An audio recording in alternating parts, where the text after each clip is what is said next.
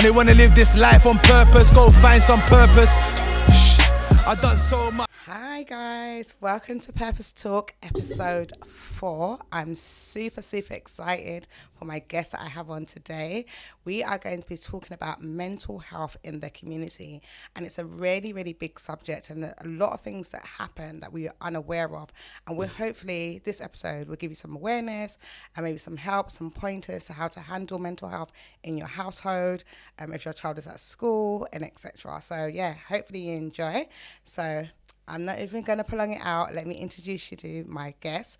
Her name's Andrea. Welcome to Purpose Talks, Andrea. Hi. Thank you for having me. You're welcome. And we're going to get straight into mental health and what it means to us personally. And then we're just going to give you some facts, and then we're just going to tell you a little bit about our journey with mental health in our families. So, Andrea, what does mental health mean to you? Oh, well, if we touch that subject, it can mean a lot of things, to be fair. As you know, I've got a daughter that suffers with mental health, and we had a really tough 2 years before she got medicated, and yeah, it affected a lot of us that lived at home with her. And that's the thing about mental health. I think people think the person that's got the diagnosis is the person that's suffering, and actually it affects everybody in the household and everyone attached to that household as well, like friends, family, loved ones, their family, how you get to interact. I feel like it, obviously everyone should know by now, I've got a child who's autistic, and that autism is classed as mental health, whether people want to admit it or not, to say, and I think we should say it proudly, I have a child with a mental health. It's nothing to be ashamed of. It's like almost when people talk about cancer, like no one wants to call it cancer. Everyone wants to say, I've got the big C. Like we've got to start naming things, and that when we being diagnosed, or our children are being diagnosed with it, it's about what do we do about it. It's not to be something to be ashamed of, something to hide or anything like that. It's about, okay, the doctors have now said your daughter has what she has. How do you now handle it, and how did you feel at that time when she got diagnosed with whatever it is that she got diagnosed with? So my daughter's diagnosed with autism, ADHD, EMPD, UPD. So that's a emotional personality disorder, and she also suffers with PTSD. Wow. So she has quite a few that make up her mental health on top of the autism. So the autism is a key because it controls a lot of her behaviours and how she responds. Yeah. But the emotional personality disorder, that is opposite side of the hyperactivity to the ADHD. So we have so many conditions that clash with each other. So it's very difficult.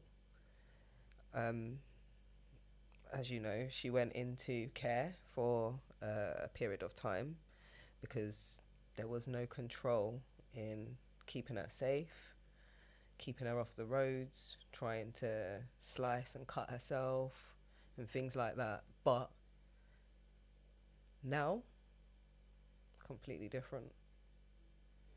That's so good. And it's so important to understand that about keeping your child safe. Like, people always think keeping your child safe means keeping your child at home. I don't believe that. I don't feel like keeping a child who has a diagnosis that we're not used to, and it has complex needs, and it doesn't complement each other, it actually works against each other. How do you keep the rest of the household safe by keeping that child safe also and feeling safe at nighttime? You know, there's so many girls out there, so many boys out there that have mental health, and because of family ignorancy, they're not getting diagnosed or they're not getting the right medication. And I think when we talk about medication, people think it's a bad thing. Oh my God, you medicated your child. You're a bad mother, you're a bad father, you're a bad family member, whatever. Actually, I think it's bad if you don't give them the right thing. For example, if we have a headache, we take paracetamol or ibuprofen because we know there's something in that medication that's going to make us feel better. It's going to help us and be able to get on with our day. And I think going through the process of a child with a need, I learned that because I was quite ignorant to. I was just about to say, I was ignorant to it to begin with as to why she was not medicated, as to why it got to a stage where I couldn't actually deal with it because she wasn't medicated. If I had continued down the path without making her go into care and actually being in hospital for a period of time where they found the right medications to keep her level and grounded, we wouldn't be where we are now, because the consideration I had to make was not just based on my daughter, it was also based on my son. And he struggled, and his behavior and everything surrounding him changed in his life also when she was at the house. As soon as she was removed and things were calmed and leveled, he went straight back to being very grounded, very level-headed. Now she's back at home, the house is completely calm, she's completely different, and she's way more mature. See, and that's the key thing, and I think that's what we need to hold on to through the process. And it's a painful process because no one wants to give up their child. Like, Definitely. 100%. Like, you had this child, we think they're normal according to society. Yeah. So when we then see them playing up, we automatically think their behaviour's bad, and the schools will say, oh, your child done this, they've got a detention, your child done this, they're in isolation, your child done this, they're excluded. And they exclude looking at there actually must be a reason behind why you're doing it. Like, for me, being an educator, I openly say detentions and isolation rooms do not work. If your child continuously has to go to them places, there's something rooted behind that behaviour, some form of trauma or some form of mental health that's going on with that child that needs to be addressed. Just keep on giving them a detention does not address the issue. And I think this is where the system systematically fails them. And then as a household, we tell, your child's in trouble, you come home, you tell them again. And it's just a vicious circle until you actually get that diagnosed. Yeah, but what I've now learned from her diagnosis is that my response is completely different with my son, even though he doesn't carry mental health issues. So I find that my responses are a lot calmer and collective with him. Even if he is in trouble, my response is to ask him what happened, why it got to a stage, but I rarely get that. That's so good. I'm pretty grateful for what I do have, and it has been a long process, but we're finally at a stage where everybody feels comfortable to be able to talk about it. And that's good. And I think that's important, like, especially with your daughter. She's now 18. Gonna be 19. Yeah, soon 19. For her to be comfortable and understand that she has a need also, I think that's a point or a part where a lot of people miss out as parents. Yes, as an adult now, you've heard that the child's got the diagnosis, you know that your child needs to be medicated or not medicated, whatever choice you make, but what does the child actually understand about their diagnosis? So how does she get to the stage where she's now comfortable to say, I have, or I've got, and this is what I need to do to ensure that I'm okay? So it took about a year of her being medicated for her to truly understand her condition.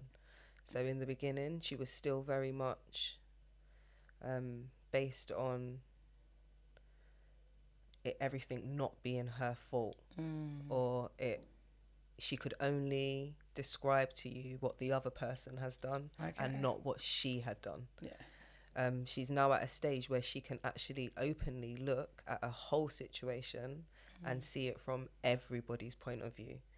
And that took a lot of therapy and a lot of sitting down and working with Shania for her to understand the true meaning of her conditions, because it's not just one, and she has to understand that they all conflict with each other, which makes it even more difficult for her to be able to control them. But if she understands it, she has a better chance. That's so good. And I think that's so important. Just another thing I want to touch upon, what about the family members? Because I know sometimes in our culture as Black people, we're quite ignorant to understand or even want to understand that our grandchild or our niece or our sibling has got it. So we always have a few in the family 100%. that will talk about it being nonsense and child just needs to learn how to behave and so on and so forth. But most of the people that were close to Shania actually understood, and it gave them a better understanding as to why she behaved or acts the way she was. That's so good, because I think that's important, that it's a journey that you all are going on, and it's not say necessarily a scary journey, but it's a different kind of journey compared to if I know that you have a child older, so you haven't gone on that journey before with your first child. So like for me, I had 2 children, statistically normal, and then to have a boy, my first son, I was excited, and then to hear that he's got a need that I'm not used to, it was like, well, how am I going to deal with this? This is ridiculous. And then not really necessarily, I think you're lucky you had the family support.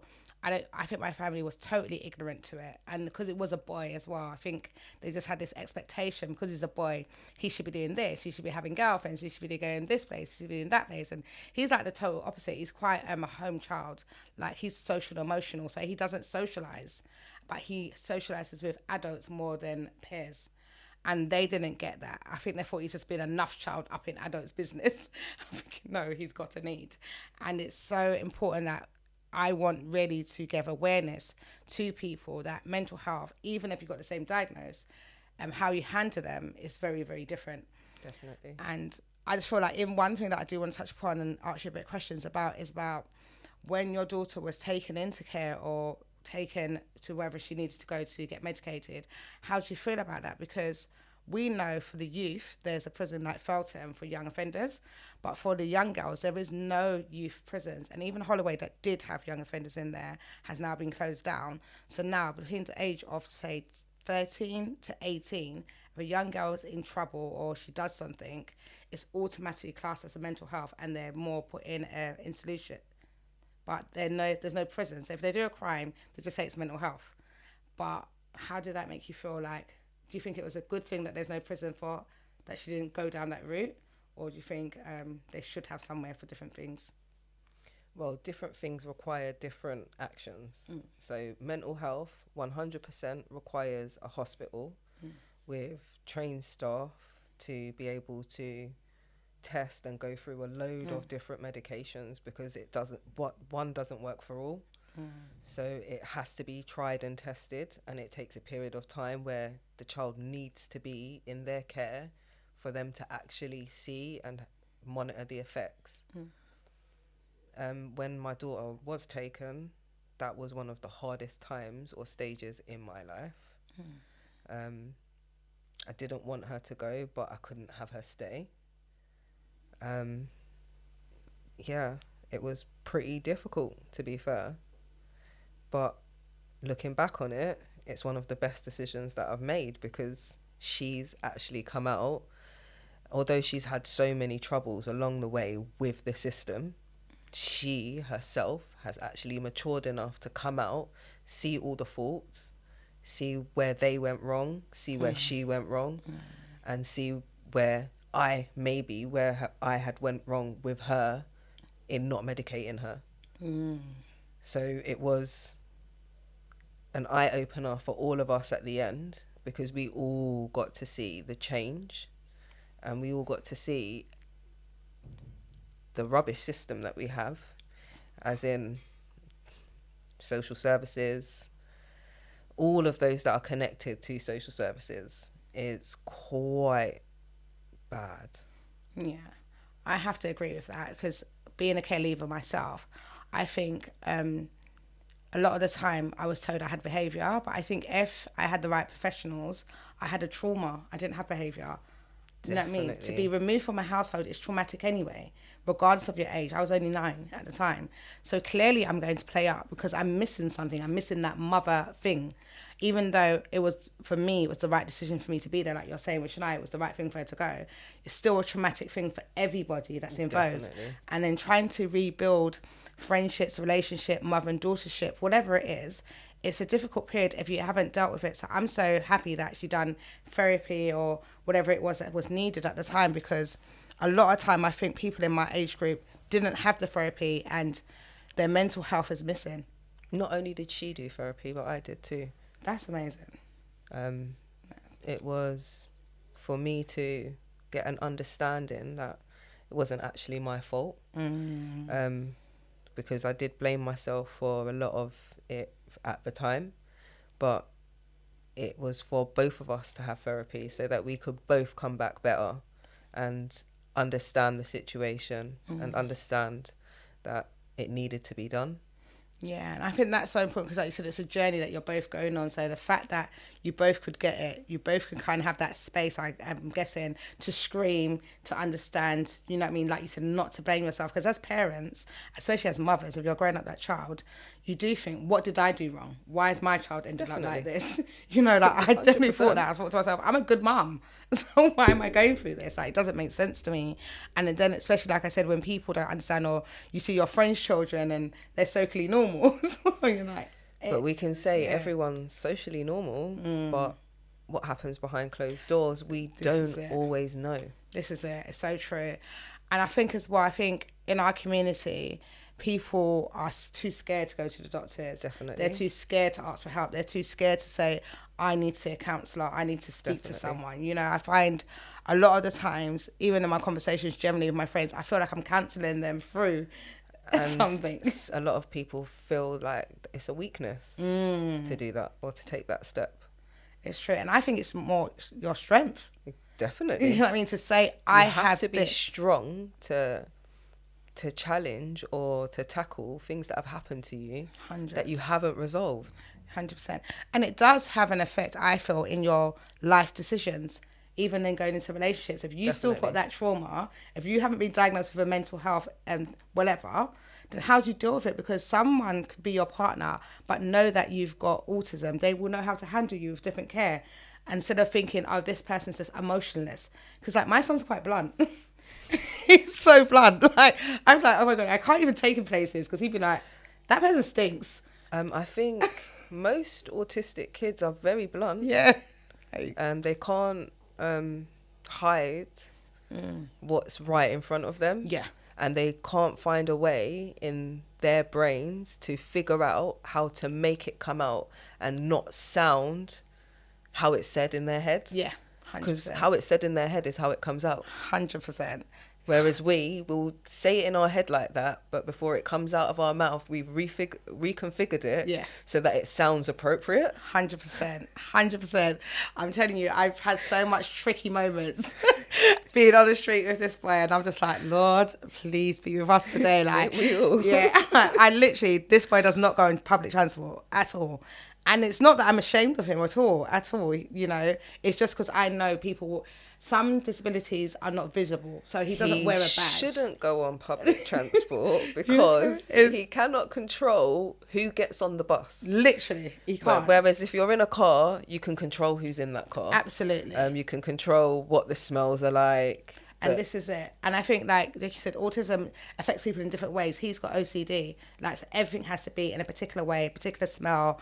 He has to wash his clothes by himself. He has to have his own soap powder. He doesn't even like soap powder. It has to be the tablets. There's just so much things that you have to adjust your life when you have a child. And this is why, for me, it's so important for things like this podcast, to let's speak about it. It's normal. It's okay to have a child that doesn't fit into society's box.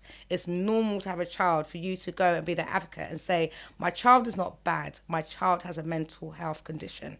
Your school says, your college says, your place says that you can handle it. This is your policy. Let's address this. And I think it's one of the things that made me go into university to do politics and policies, because I'm so interested in, does these policies actually work for children that don't fit the box? And they actually don't. It doesn't. Literally doesn't. All school policies do not work for children that are within the box. They don't. And I think it's all about results. It is about results. And I do find that in the special needs schools, it's not about results, but then it's about your child being able to get away with way more than what they should be allowed to get away with on a normal day. Yeah, I think special needs schools, for me, I think it's more about money than actually putting discipline in place. Well, this child, we're going to get this amount of money for this child anyway. They hardly discipline. Yeah, there's no special needs schools. There is a zero policy for discipline in special needs schools, because they believe that it emotionally still has an effect on a child. But I do believe boundaries 100% in any child's life is needed. Is needed 100%. Yeah, no, I believe that as well. I feel like because when he's at home, or anyone that I know, not just my son, but any child that I know that's got an additional need, there's boundaries, and they actually like it. They like structure. They have structure and boundaries at home, and Yeah. then when they go to school and they don't have structure and boundaries, they push to the maximum limits because they know that they can. This is it. It's so true. It is so true.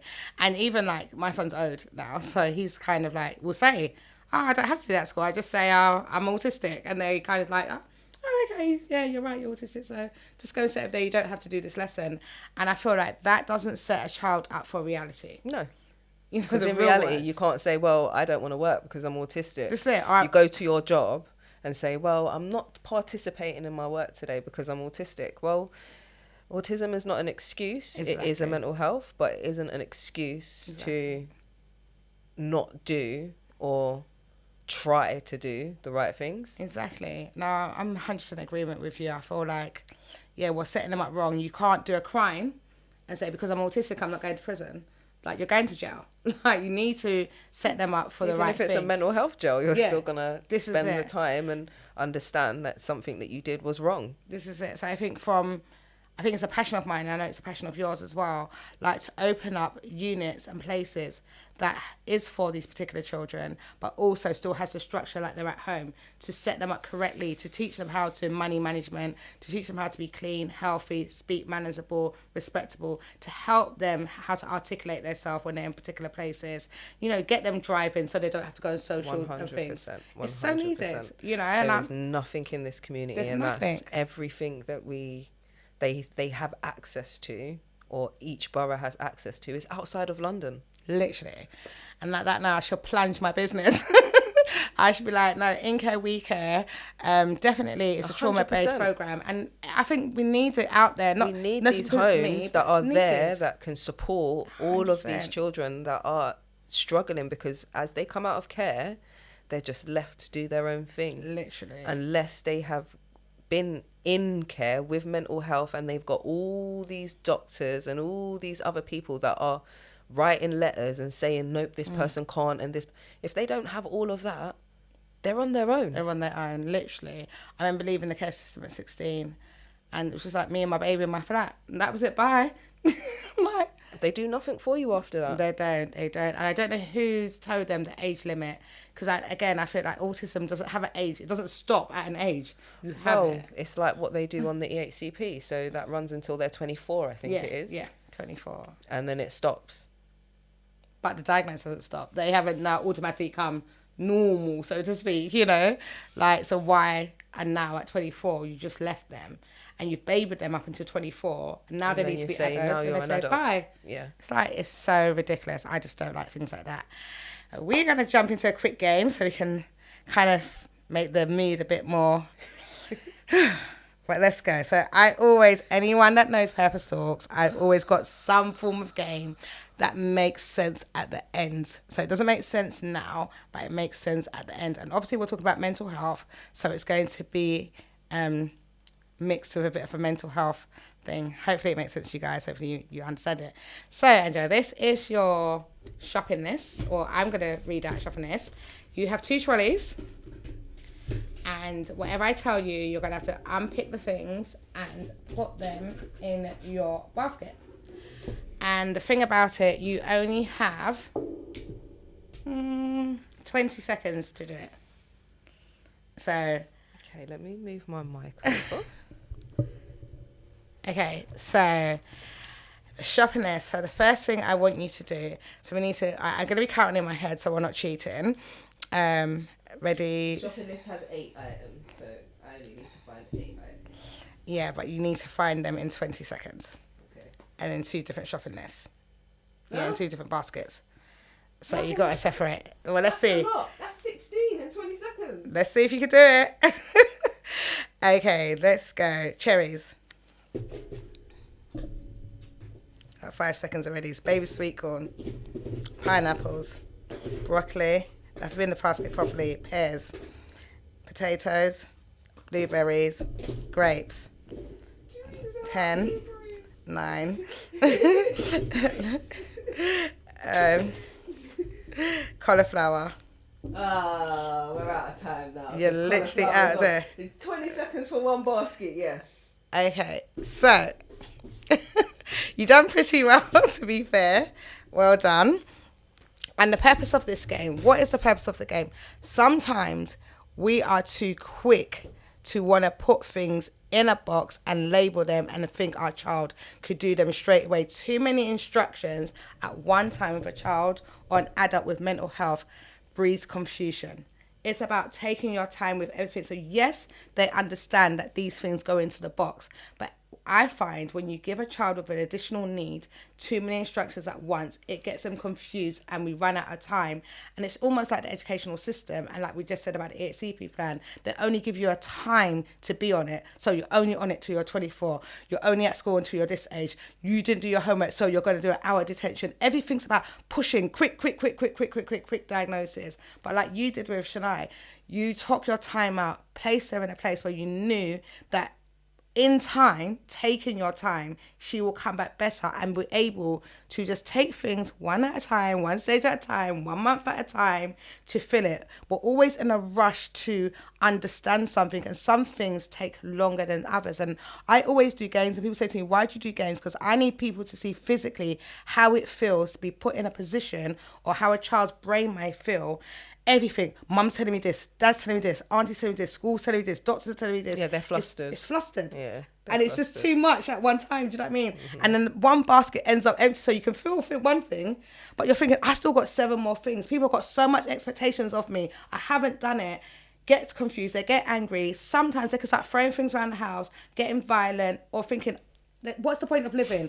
I don't meet your expectations. I might as well cut myself now or jump off of a bridge because you guys are giving me too much to handle at one time. And it's such a deep thing. And that's why I always try and do something practical for people to see. Slow down. Your child's got a need. Cool.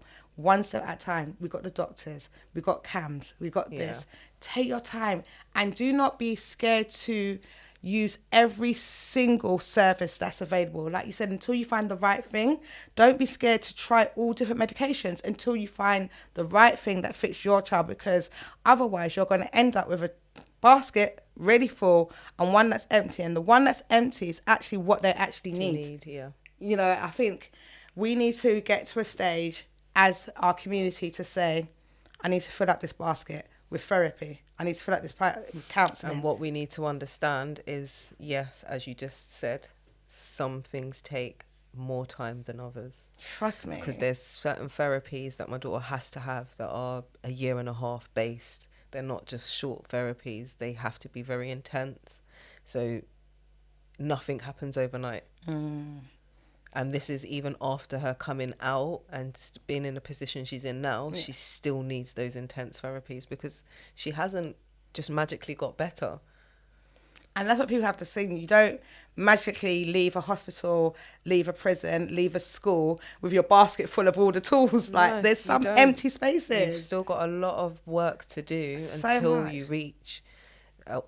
even sometimes you don't even reach where you want to reach to. You've still got to do the work. This is it. And I think that's the key thing that I find every day I'm learning something new about my child. Definitely. Every day I'm learning something new about me, how I handle situations and people and things and my surroundings. And, you know, there was a stage where every month he wanted to change the colour of his room until he found a colour that suited his needs. And I was just like, I'm not a billionaire yet. But every minute I had to be changing up the room. I would have been painting one corner each time.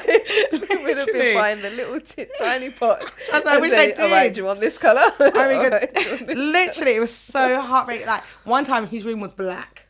Like, literally black. Like, everything had to be black. Furniture, everything.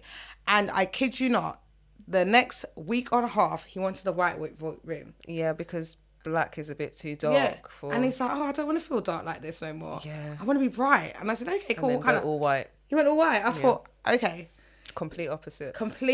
And you have to be patient enough to understand. Because understanding and patience is such the key thing.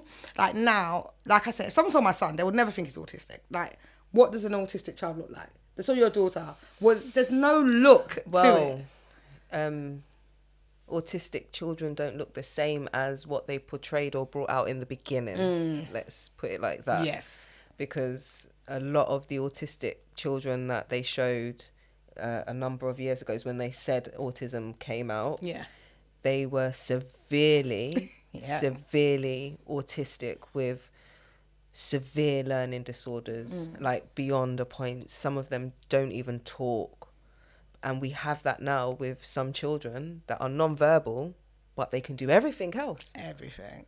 So we have to understand there is no actual outlook on what autism looks like nowadays. 100%, I agree with you. And I think there's no badge. And my child is not No. going to be wearing no badge. I'm autistic. Like, no. There isn't. What we need to get to a point in that we're in a world that, what is normal? What is actually normal? Because nobody is normal, because nobody is perfect. Everyone's got a flaw. Everyone's got some form of No addiction. one can be perfect. This is it. That literally, it's impossible. It is. It's impossible. And I think we've got to strip away all these labels that we think our child should have or do, or they better have 20 GCSEs or whatever. Just strip it all away and just deal with your child as an individual. Yeah. Don't expect great expectations. Just be happy and grateful with what they produce. 100%. If you're happy and grateful with what they produce, they then produce better themselves. That's so true. Because if you're always telling a child, oh, well, you could have got, that plays more of a role in backfiring than it does in actually helping. 100%. So I find with my youngest son, the more you would say to him, oh, well, you could have done better on that, he will start to distance himself from it and say, well, I don't think I can do good at that no more, so I think I'll try something else. Yeah. So now we understand, no, you're great at everything you do. Absolutely. Everything you do is fantastic. Absolutely. You've done your best. Did you do your best? And that's the first thing you ask. Did you do your best? Yeah. If you've said yes to me, then I accept that. Exactly. It's so true, you know, because they're so individual and they're so loved. And when they hear that, I know my granddaughter, when I say to her, oh my God, you're so amazing, the glow on her face, it's like, oh my God, I won the lottery. Do you know what I mean? She's so proud of herself. She keeps on going. This is what we need to do with our children. Yeah, we need to 100%. tell them how great they are without the statistics of what is expected from everybody else. 100%. No, Because I who agree. said that our children needs to be fantastic in school? Because remember, children that have high IQs can do really rubbish at tests. Literally. And they could fail every test that they go through, but they're the smartest child sitting there. That's it. And it's so true, because I feel like I'm very smart. Like, give me a test. It makes, because I'm you like, start to what? panic. Yeah, literally. That's the problem. Literally. Why are we testing our kids like this? It's so true. Continuously.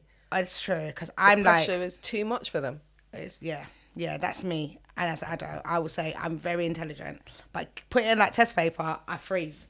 And I don't know why. Like, I think everybody has that moment because we haven't worked out for ourselves that we are great.